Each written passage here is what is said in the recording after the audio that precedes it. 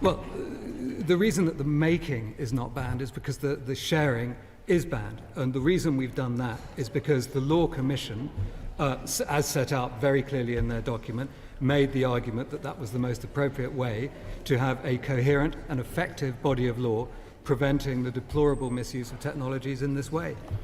My Lords. Bishop. It'd be very helpful if the Minister could explain, if I heard you correctly, you said that for sharing it there's a 6-month ban, but for malicious sharing it could be up to 2 years. Could you explain what the non-malicious use is? Well, there is a base offence in the law of sharing intimate images without consent or without the reasonable belief in consent. Now, that can extend to 2 years if the intent is to cause alarm, distress or humiliation. It can also extend to 2 years if the purpose is to gain sexual gratification. And, crucially, it can go to 2 years. There's an offence of threatening to share these materials that also carry a 2-year penalty. That concludes oral questions for today. We now come to questions for the Secretary of State for Foreign, Commonwealth and Development Affairs. First question, Lord Collins of Highbury.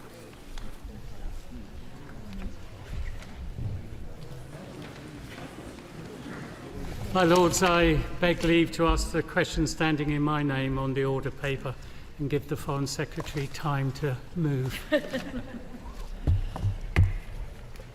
My Lords, we set out our commitments on developing country debt in our International Development White Paper. The Treasury and FCDO regularly engage with international partners to address rising debt vulnerabilities in developing countries.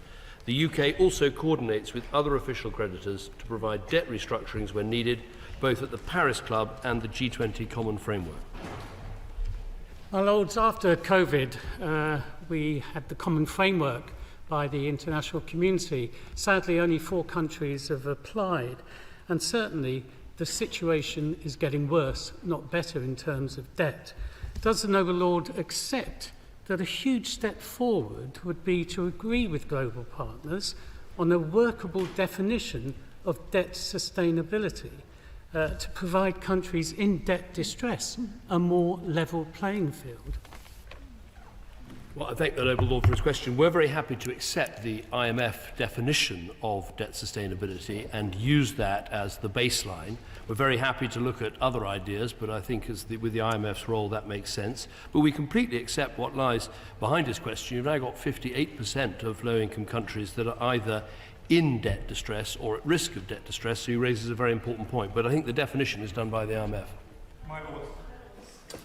Change is already hitting the poorest, the worst and the most, often in indebted countries. So though it's welcome that a loss and damage fund was agreed at the last COP, does he agree that what's been pledged so far, including, I'm afraid, by the United Kingdom, is totally inadequate? And so doesn't he agree that it's not only right to scale this up, but also in our self-interest as we seek to reduce conflict and migration that's likely to be caused by climate change, which is going to be much more costly? Well, what we've done is doubled our commitments to climate finance, and I thought one of the successes of COP was actually that the climate finance funds are now very considerable, running into many billions. I would identify the problem more as particularly small countries, particularly island developing states, not being able to access the money because they don't have the expertise, the lawyers and the bankers and the officials and everything else. I think that's a problem which my department is trying to solve. And also, of course, in the area of debt itself, these climate resilient debt clauses, which we're now writing into debt, that give states a holiday from debt repayment if they suffer a climate disaster or some other unforeseen event. I think they can be a big part of the future as well. My Lords, would the Foreign Secretary confirm that through China's Belt and Road programmes, developing nations are estimated to be indebted to China to the tune of more than $1 trillion?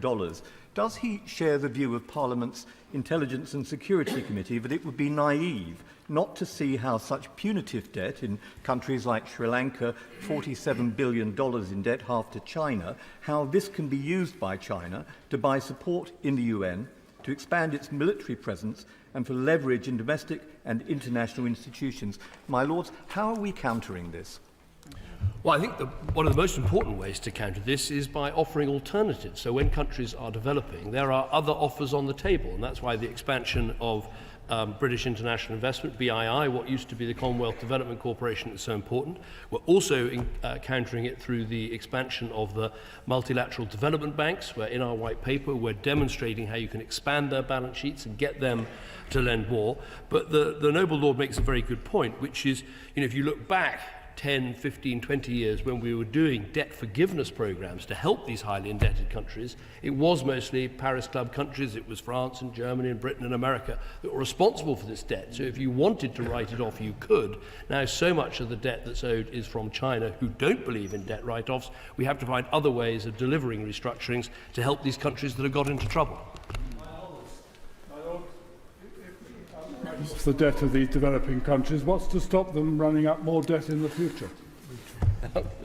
As ever, my noble friend makes a very good point. If you look back at the very successful programs there were, like the highly indebted Poor Countries Initiative, it did help them, but many of those countries have gone back into debt again. The situation isn't as bad as it was before. The debt-GDP ratios in these very indebted countries is something like 60%, whereas it did get to 100%. I would argue one of the best things we can do with these countries is actually help them to have better fiscal systems where they can raise their own taxes.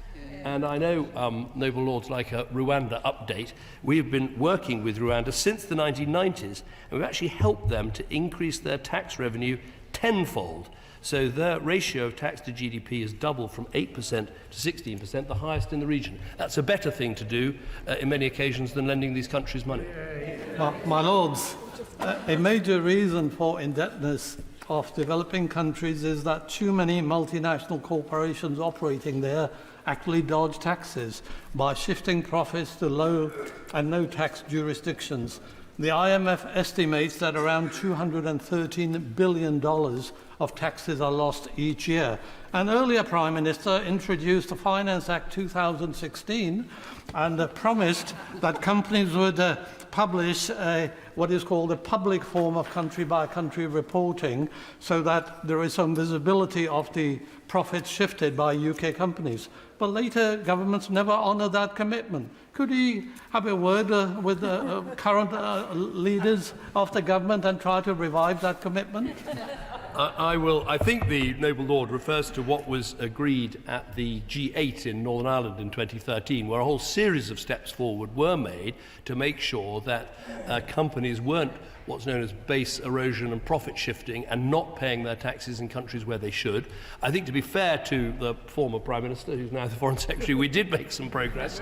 And also, I think the OECD would say they've made a lot of progress, but I'll certainly check up on the point he makes. On the question of Sri Lanka, will my noble friend recognise, and I pay particular thanks to Her Majesty's government for the way that they offered, and through the IMF, and were very firm to the government of Sri Lanka what they should do, and that government responded, and that means the people of Sri Lanka now can move forward. And I believe that's as good a case history as you will find in recent times. Well, but my noble friend's absolutely right that Sri Lanka is a country that is in debt distress. It has been working through a programme with the IMF. We do wish the new government in Sri Lanka well as they go through this and try and make sure they can build a brighter future for that country. Well, it's one of the things Andrew Mitchell said in introducing the White Paper was it can't be right that individuals in this country can borrow money at 4% or 5%, and in developing countries where they're addressing such huge issues, the cost of borrowing is so high. So can the Noble Lord tell us what discussions have his officials had regarding private creditors holding low-income country debt? And would he agree with me that a fairer system is needed between private creditors and countries in debt distress? First of all, can I congratulate the Noble Lord on joining a club of which I'm a member, which is being personally sanctioned by Vladimir Putin. It's a badge I wear with honour, and I'm sure he will do. He will do too. It's you're in very good company. I can tell him. I follow these things very closely. He's absolutely right about the importance of making sure that we don't have so many what's known as private sector holdouts that are holding up the vital debt restructuring of countries that get into trouble. What we are trying to do here is use things like collective action clauses that work on bond issues, so you can't hold out against repayment, and also the majority voting provisions in new debt issuances, so you don't have the situation where, as I say, private sector lenders are stopping a country from getting the debt restructuring that they need. I agree with the Foreign Secretary that increasing the capacity of governments' treasuries and their finance ministries to collect their own revenues, as well as trade facilitation, so that the trade ministries have greater capacity to trade out of poverty. I declare an interest. I co-chair the all-party group on trade out of poverty. Does the Foreign Secretary believe that it was a mistake by some of his predecessors to cut UK support for exactly those processes? And since he's now passionate about this, and I agree with him, will he now restore that funding? Well, what I would say to the noble lord is one of the great things that has been done while I was out of government is one of the government's best kept secrets, which is the developing countries trade system that we put in place that is actually more generous to the poorest countries in the world than what the EU does, more generous than what the US does. I think it's one of those generous systems in the world. So in terms of helping countries to trade out of poverty, I think this government's got an excellent record. My Lords, further to the question from Lord Purvis of Tweed, surely one of the things we now need to do is really double down on the opportunities to sign bilateral trade treaties with different countries in sub-Saharan Africa in particular, because if they can increase their wealth through trade, then obviously they'll be able to pay off their debt in the future. So can you say something about those bilateral trade treaties that we're now able to sign post coming out of the EU? I think the noble lord asked an important point, noble friend asked an important point, which is how we prioritise the trade deals we're trying to do. I think for the poorest countries, the DCTS, the Developing Country Trade System, is there. I think the priorities we've got in terms of trade deals, in terms of India and the Gulf Cooperation Council, which are very complex trade deals where a lot of work has to be done, so we're putting our priority there. So I think that is the right way round. Second question, Baroness Bennett of Manor Castle. My Lords, I beg leave to ask the question standing under my name on the order paper. My Lords, the best way to address the humanitarian situation is by ending the fighting as soon as possible. That is why I've repeatedly said an immediate pause in fighting is necessary. UK aid is saving children's lives. We're doing everything we can to get more aid into Gaza. We've trebled our aid commitment to the occupied Palestinian territories. This includes targeted support for children through our 5.75 million contribution to UNICEF, and children are also benefiting from life-saving food, shelter and health support that we're providing through partnerships with other UN agencies, through NGOs and the Red Crescent societies. I thank the noble lord, but surely a pause in fighting is not enough. We need a permanent ceasefire now. But very specifically, I'm sure the noble lord is aware of the awful fate of 6-year-old Hind Rajab, calling for help in the midst of the bodies of her dead relatives, who appears to have died with 2 Red Crescent would-be rescuers. Has the government or will the government demand answers from the Israeli government about what happened to Hind and her family and the rescuers? And is the government challenging the Israeli government about the risks to hundreds of thousands of children in Rafah, now in the path of the Israeli offensive? Surely it's time to stop all arms shipments to Israel, as an Dutch court has demanded that state do, and implement targeted sanctions against members of the Israeli leadership, particularly those calling for new settlements in Gaza and on the West Bank.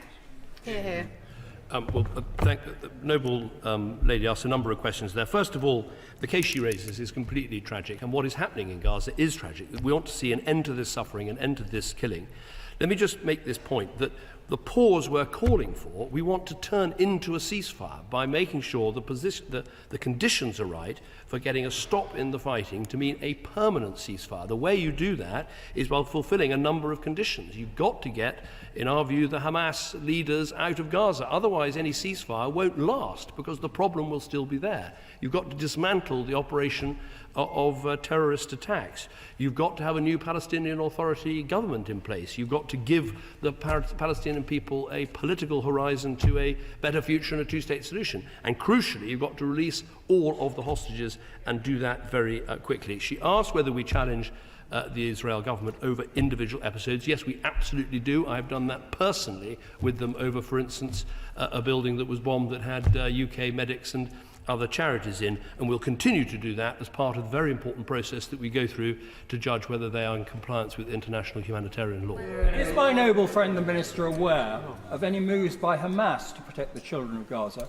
For instance, by releasing all the hostages, as he just mentioned, or indeed stopping attacks on Israel and the leaders fleeing to the Gulf. Is he aware of any moves that? Because I agree with everything you said. My noble friend makes a very good point. I mean, it's worth remembering that on the 7th of October, 29 children were killed by Hamas and 39 children were taken hostage, and they still remain hostages today. And of course, it's right that in this House we keep asking what else Israel should do, but we should also, at the very same time, say what Hamas should do, which is to lay down their weapons and stop right now. They could stop this fight immediately.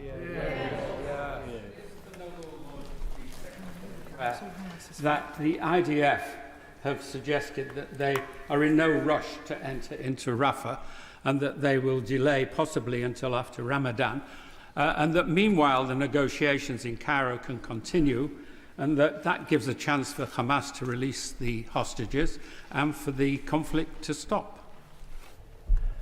Well, that is absolutely right. I believe those discussions are underway, and it's a great pity that they didn't reach that conclusion the last time they were underway. And as I said, that is the best outcome we could seek, which is an immediate stop in the fighting. Let's hope that the stop is for as long as possible. I think that Israel was content to offer a month or 6 weeks in terms of a pause. Then we need the momentum to turn that pause into a permanent ceasefire without a return to the fighting. That should be our goal. But crucially, the pause is necessary to get the aid in and to get the hostages out. To UNICEF. UNICEF have said today that 600,000 children are displaced within Rafah. For the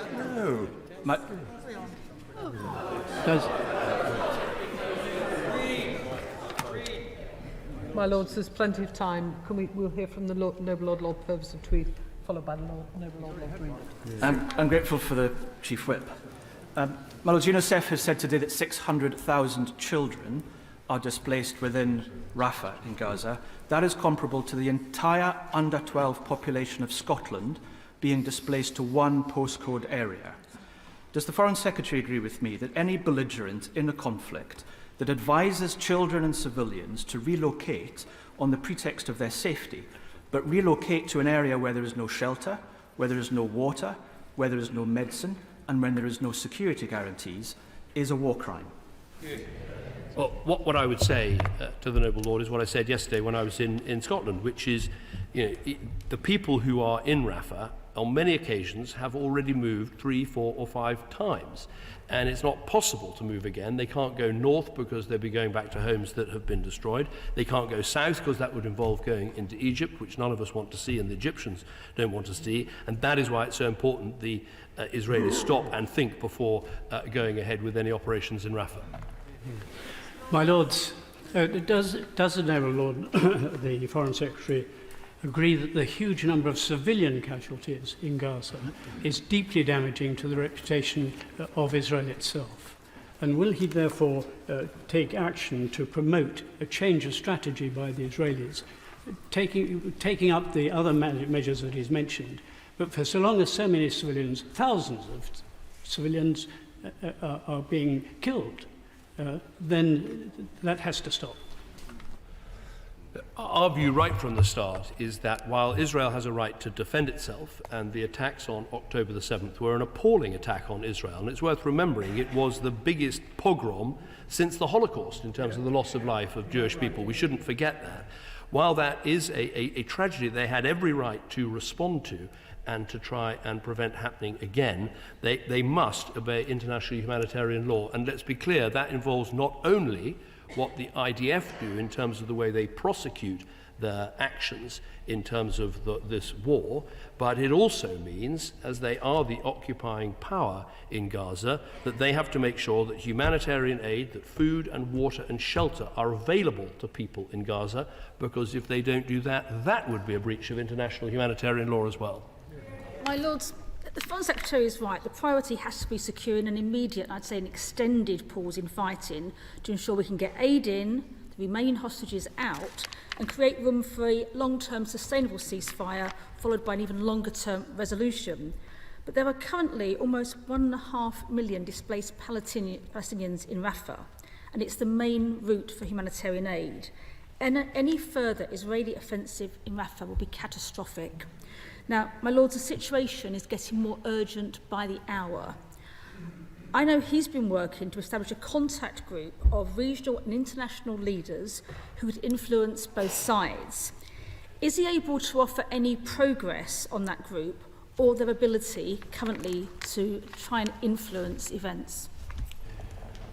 Well, what I can say to the noble lady is that at the Munich Security Conference on Friday, there will be a meeting of the key European countries that help to fund the occupied Palestinian territories and the key Arab states and Gulf states that are working to help support a future Palestinian Authority, and we very much hope the Secretary of State for the United States will be there as well. This isn't the yet formation of a contact group. There are a number of countries, particularly in the Arab world, that understandably are nervous about meeting in advance of a proper ceasefire and plan towards a cessation of hostilities.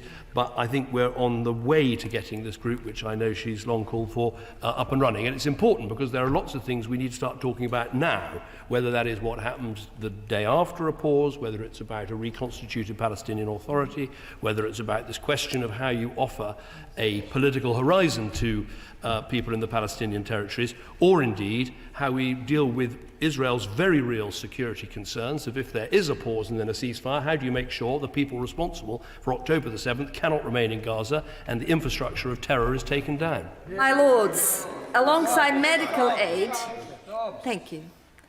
My Lords, alongside medical aid on the ground, one practical step that the government could take with an immediate impact would be to support medical care to children injured in Gaza on a temporary basis in the United Kingdom. I know my noble friend and his department have been looking at this possibility, and I would be grateful if he could update us on progress. Well, I want to thank my noble friend for that. We are looking at Project Pure Hope. We're looking very closely at this. Is it possible to take the people in greatest need and bring them to British hospitals, as we've done in the past?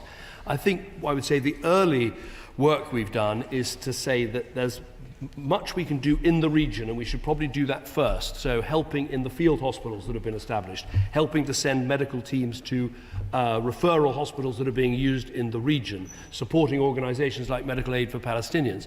Now, if that leads to the identification of specific cases where actually they would be better off taking that long journey back to Britain and going to Great Ormond Street or elsewhere, then we certainly don't rule that out, and we'll continue to look at it. Third question, Lord Walmsley. Thank you. I beg leave to ask a question standing in my name on the order paper. My Lords, AUKUS is an unprecedented partnership that is central to delivering security and prosperity for the UK and our partners in the Indo-Pacific and the Euro-Atlantic. We're making significant progress to deliver nuclear-powered submarines for the UK and Australia, and we're deepening cooperation on cutting-edge military technologies. We're breaking down barriers to defence trade, and we're delivering benefits at home, securing £4 billion of contracts for British companies and generating thousands of jobs, including in Derby and, I'm pleased to say, Barrow-in-Furness. I thank the noble lord for that answer. As he rightly says, this is a landmark security partnership that requires a sustained commitment from multiple governments over years, indeed decades. So what is the Foreign Secretary doing to ensure that the focus of his department and the whole government can remain on this despite the ongoing rolling crises in other areas? And in particular, how can he prioritise the diplomatic work which is needed to ensure that the US can make progress on ITAR reform that can enable the technological industrial cooperation that is necessary to deter our common adversary? Well, what I would say is on how the government coordinates this at a time when there are many distractions. The National Security Council is playing a role at bringing together all the ways we can support Team Barrow, as it were, to make sure that there's support for education and for skills and for housing and for transport and all that's going to be needed to scale up this production effort as we go from 11,000 people employed building submarines to 17,000. On the specific issue of ITAR, which has been a troubling issue that British governments have had to deal with American governments for decades, I mean, it's essential that AUKUS partners can trade freely between each other in defence equipment. And I'm pleased to say we have made some real progress. I met Secretary Blinken in early December, and on the 22nd of December, President Biden signed the US National Defence Authorization Act, which enables license-free trade between the AUKUS countries, and we're working with the State Department on the technical details to make sure that really happens. Are any other countries applying to join the AUKUS partnership, and are we thinking of applying to join the Quad, that's America, Japan, India and the United States, and are we going to attend, will the UK be attending the Perth Conference on Indian Ocean security and defence, where all these issues tend to come together and will be discussed this summer? On the last point, I think I'm right in saying that one of my ministerial colleagues will be attending the Perth Conference because it is very important. As my noble friend will know, AUKUS has two pillars. There's the pillar one, which is about the nuclear-powered submarines, which that is Britain, Australia and America, and I don't think there'll be additional partners in that. But there is pillar two, which is looking at advanced military technology for the future. And there we are open to ideas of other countries, possibly Canada, people have mentioned, or Japan, who might want to join into Pillar 2 because that is going to be about defence equipment for the future. The point he makes about the Quad is very important. We would say this is complementary to that activity. My Lords, when AUKUS was first announced, the suggestion, at least from the MOD, seemed to be that somehow the United Kingdom had just slipped into an agreement with Australia over the nuclear submarines. But clearly, as the Secretary of State has pointed out, there is also the wider aspect of AUKUS. But does His Majesty's government have a strategic approach to this? Are we simply waiting to see whether other countries, such as Canada, wish to join? Or are we actually planning what we want to do? Because similarly, we have a trilateral agreement with Japan and Italy over fighter jets. Are we just being ad hoc, or is there a real strategy here for our security? I would say to the noble lady, this is a deeply strategic approach. I mean, first of all, it fits into a tilt to the Indo-Pacific, where you can see we've signed the Hiroshima Accords with Japan. We have a new status at ASEAN. We have very strong partnerships with India. And, of course, now we've got AUKUS, which is a defence stature that puts us in with Australia and America in a very strategic way. In terms of the partners, as I said, for Pillar 2, I think, yes, of course, we would welcome others to come, but in each occasion we'll have to ask what will they bring, and is it the right thing, and is it the right country, and is it the right fit? But the strategic move of AUKUS, I think, is incredibly powerful. My Lords, nobody...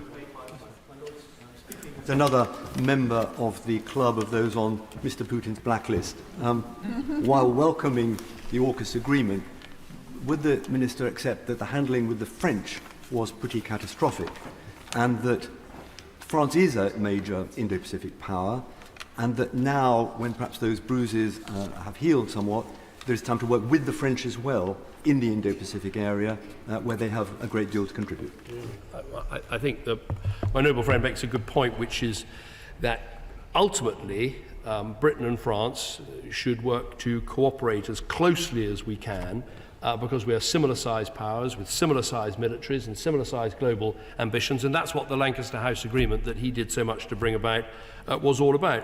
I think what I would say to French partners now looking at this is what AUKUS does for UK capacity is make sure that we are going to replace the Astute submarines, which are incredibly high-tech and successful, with a new generation AUKUS submarine, and so the funding and the capacity is in place for that, so we're assuring our future. And I think that is actually good for France, because we can then work with them about talking about how they're going to secure the future for their submarine programme. My Lords, nobody has yet mentioned China, so allow me to do so.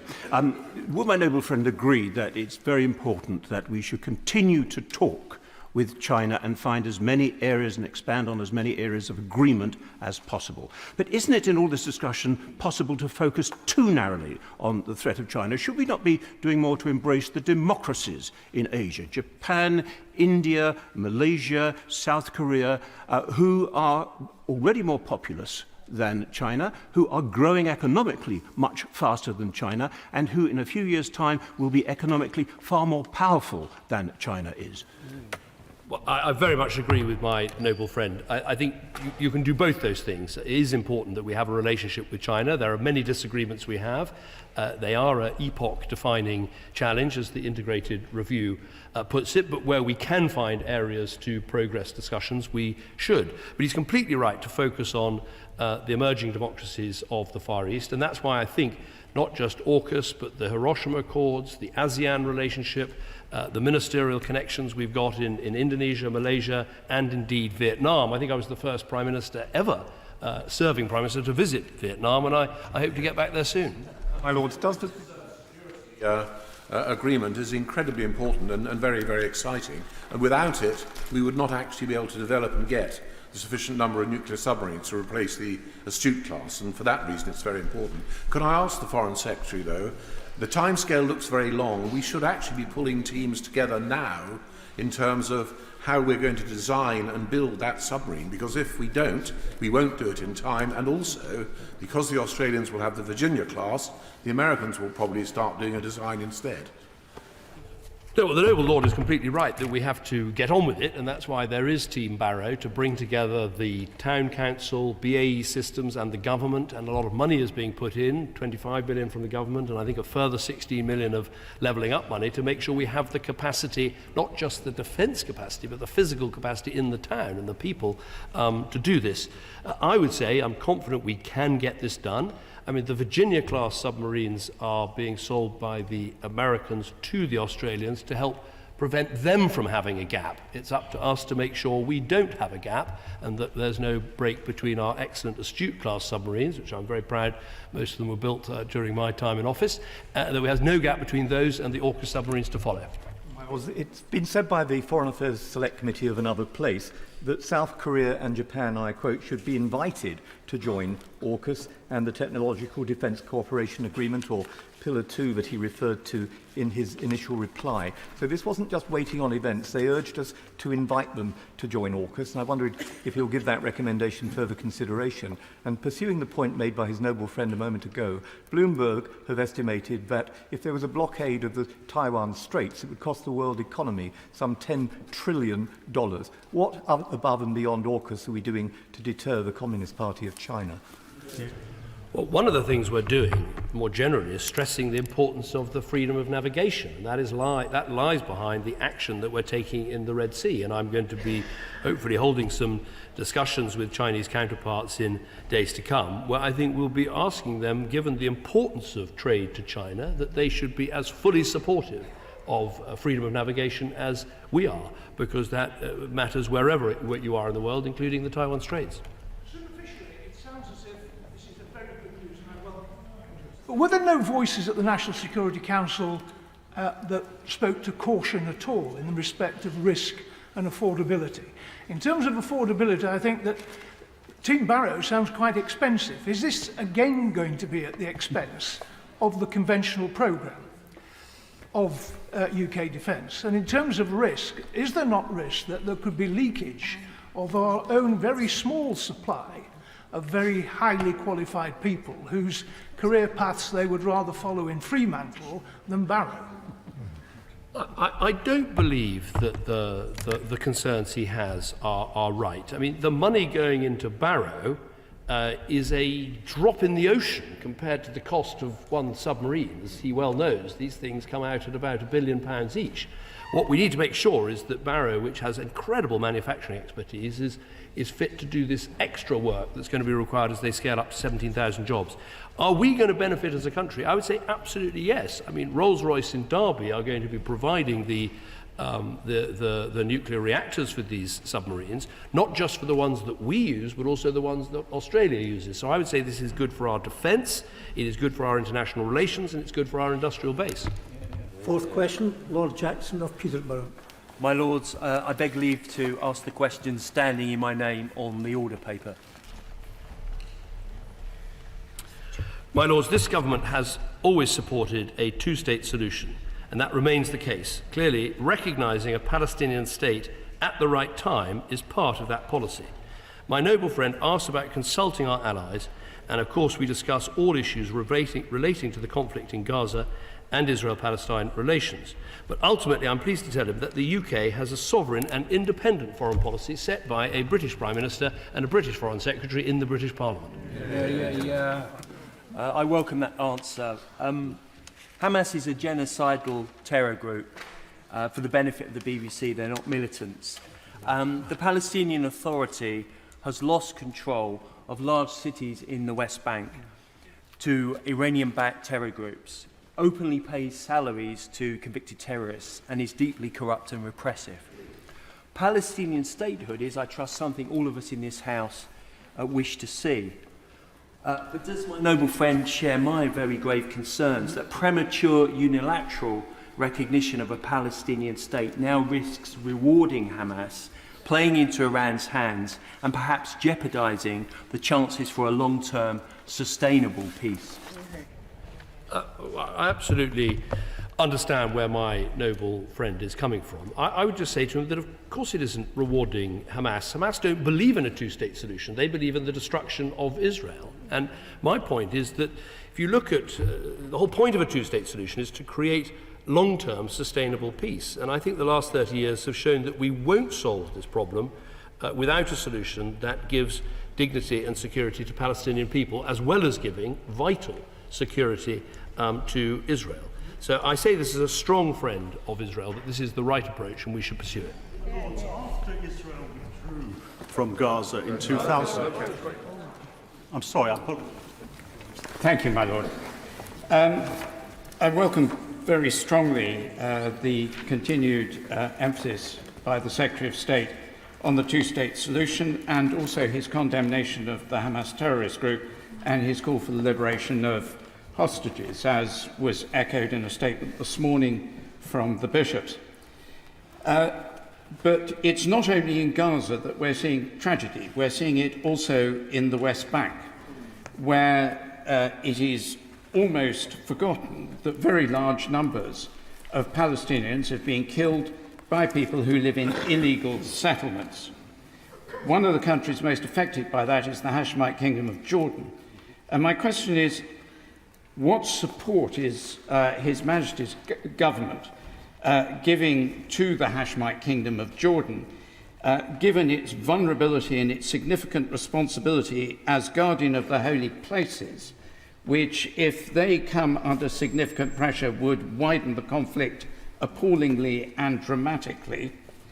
And second, in the practicalities for them of preparing for or aiding a two-state solution, where the flow of refugees towards them, and they've taken something like half their population refugees, would be a very threatening process for their destabilisation. Well, can I thank the Most Reverend Primate, the Archbishop of Canterbury, for his question. First of all, he's absolutely right to say we should focus on what's happening in the West Bank as well as Gaza. And it is a chilling statistic that since the 7th of October, 96 Palestinian children have been killed in the West Bank. There have been a series of very worrying developments and disturbances. And that's why the government is focused on this. And actually only yesterday, we for the first time announced some sanctions against violent settlers who were carrying out criminal acts in the West Bank.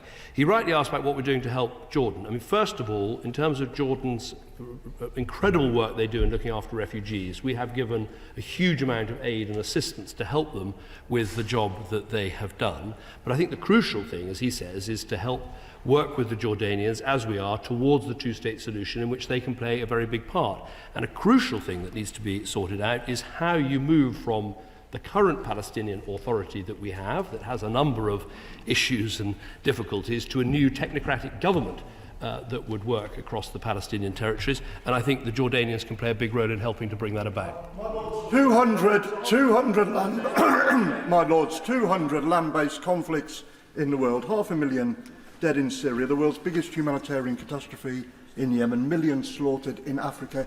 Yet the only conflict people in the UK seem to want to protest about is Israel defending itself against the racist, genocidal Islamists of Hamas. What does the Foreign Secretary think explains this irrational obsession with the world's only Jewish state? Well, I think the Noble Lord makes a very important point, which is if you look across the world and you ask yourself the question, where's the biggest refugee crisis? It's not in Israel or in the Palestinian territories. It is either in Sudan, where about 9 million people have moved into Egypt, or you could argue that is in Myanmar, where Bangladeshis are looking after millions of Rohingyas in very difficult conditions. So I think it is important we try and keep a focus on what is happening around the world and looking at the numbers. But that said, I think the reason people are focused on Gaza right now is because of the level of death and destruction, and people want to bring that to an end, as do I, which is why we've made this proposal for the immediate pause, moving to the ceasefire, with the 5 conditions we need to put in place to help to bring that about and work towards a political solution. My lords, after Israel withdrew from Gaza in 2005, Hamas was elected to power. And having been elected to power, it proceeded to terrorise and then murder its political opponents. Hamas remains very popular in Gaza, and it remains very popular in the West Bank. So my question to the Foreign Secretary is, how can we prevent an independent Palestinian state from being governed by Hamas, maintaining its policy of seeking to attack Israel and to murder, rape and abduct as many Israeli citizens as possible? The Noble Lord asked an extremely good question. I think the point I would make is we've got to try and help separate the Palestinian people from Hamas. And one of the best ways of doing that, apart from making sure that, as I've said, our conditions should include the Hamas leadership leaving Gaza, the dismantling of the terrorist infrastructure, the other way of doing that is to offer Palestinian people, not Hamas, because they're not interested in a two-state solution, but offering the Palestinian people a route to better governance with a reformed Palestinian Authority and the long-term horizon of a two-state solution to give them the dignity and security that they crave and that would help to bring about peace in the region. My Lord. Made the original statement, he was very clear that we need to show irreversible progress towards a two-state solution, something that we, both sides of this House, have talked about for a long time. Now, my right honourable friend David Lammy welcomed the Noble Lord's comments, arguing that recognition should not wait for the final status agreement, but should be part of efforts to achieve one. Now, the Noble Lord, I asked the Noble Lord, Lord Ahmed, the day after his comments, what were we doing to translate your desire into discussions with our allies, particularly at the United Nations, and how do we give that hope a sense of reality? Well, what Lord Ahmed and I are doing, and we are virtually joined at the hip when we're not travelling separately to the region, is going to talk to all of the partners in the region about how you work towards making this a reality. And the point I would make to him is recognition is obviously part of a two-state solution. And it's something that should help with the momentum. The point I've been making is that it should not be the first thing that we do. I think that would take the pressure off the Palestinians to reform and the things that need to happen in the Palestinian Authority. But just because it doesn't happen at the beginning doesn't mean it has to wait right till the end. And I think one of the things that is beginning to change, which I think is hopeful, is the American posture up to now has been that recognition can only come when Israel and Palestine agree on the creation of a Palestinian state. Now, if you do that, you do effectively give Israel a veto over a Palestinian state, and I think that's the opposite of creating the sort of unstoppable momentum towards a two-state solution that we all want to see. Regardless of whether or not there is to be This side. He's had to read it. No, he hasn't. Can I welcome the Foreign Secretary's comments with regards to the the flexibility of recognising the State of Palestine before that there is a full agreement with the State of Israel. I declare that I will be travelling to Jerusalem, Tel Aviv and Ramallah from tomorrow night. What message can I take to those that I'll be meeting from the Foreign Secretary that he has persuaded like-minded countries and allies of us so that he can share with these benches who have a long-standing view that recognising the State of Palestine before any long-term agreement is the best platform in order to get an agreement with Israel? Well, what I can say to the noble lord is that after I made my statement, which is absolutely in line with our long-standing policy that recognition should come when it gives the maximum impetus and input to a solution, after that, the Americans announced that they were re-examining their policy and looking at options to see if they could examine how best recognition could play a part in bringing a two-state solution about. Well, that concludes Secretary of State's questions for today.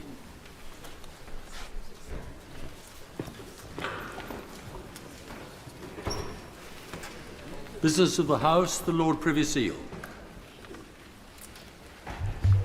My Lords, I beg to move the motion standing in my name on the order paper.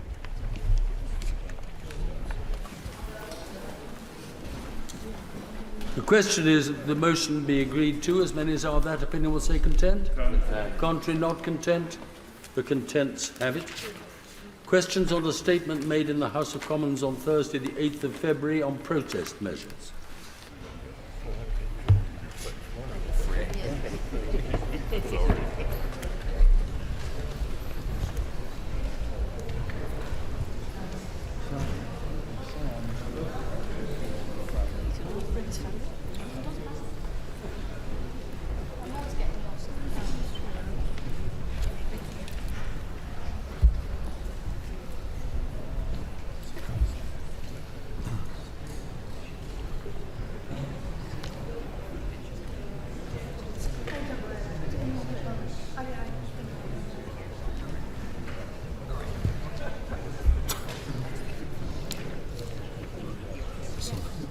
Anyway, there we go. My Lords, can I thank the noble Lord for this repeat of the government's statement on protest measures from last week.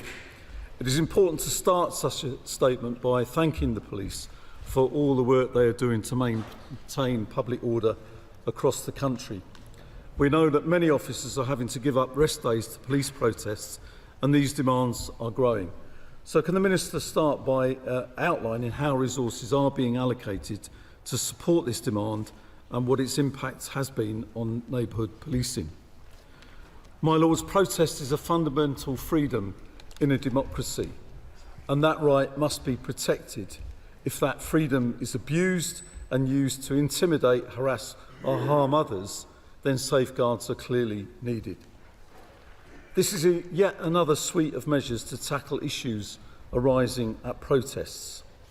Can the Minister confirm that all of these additional measures have been requested by the police across the UK as well as in London, and that the new measures will be included within the Criminal Justice Bill to allow proper scrutiny of the accompanying guidelines?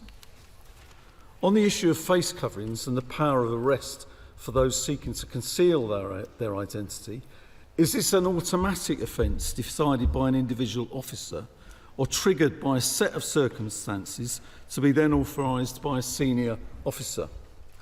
We all understand where there is legitimate concern about the use of face coverings to conceal identity. But what about Chinese dissidents protesting outside the Chinese embassy, or Iranian dissidents demonstrating outside the Iranian embassy? Will they still be able to cover their faces, which they may well wish to do so, to protect families at home from intimidation or worse? We must never allow our proud tradition of giving safe haven to dissidents opposing oppressive regimes. On the measures relating to flares and fireworks, we support these. They have been used to fuel public disorder and indeed to intimidate the police. Can the noble Lord say anything about how this will be enforced in protests, sometimes involving thousands? And on our war memorials, they rightly hold a special place in the collective affection and respect of our own nation. They remember those who made the ultimate sacrifice to protect the very freedoms that a very small number of people would seek to desecrate. This sparked understandable outrage across the country, including personally for me, as my uncle, who I'm named after, who was killed on D-Day. His name is proudly remembered on a war memorial close to his home village of Cheldon in the Devon town of Chumley, in the former constituency of the noble Lord, Lord Swire, or nearby, anyway. To think that or other war memorials were under threat or even defaced is unthinkable. Can the noble Lord outline how it's expected that new measure included in the forthcoming bill will work in practice? It did, however, also raise the issue of the definition of hateful extremism. This is being looked at by the government and work is ongoing. And I wonder whether the noble Lord could update us on what progress is being made by the government with respect to this and when we can expect any statement by the government. My lords, of course, the police need the necessary laws to police protest and, importantly, also have the confidence to use them. The noble minister in the other place raised the issue of the prescription of Hizb ut-Tahrir. Are other groups under consideration for prescription, and has the government made any assessment of their involvement in any of the protests that we have seen, and what, if any, action the government seeking to take? But above all, my lords, in our proud democracy, it is the right to peacefully protest, and that is a fundamental freedom in our country of which we are all proud. It must not be abused, but it must not be curbed unnecessarily either, and the right balance must be struck between safeguarding that right to protest and the important duty to safeguard the public. My Lords, I appreciate the government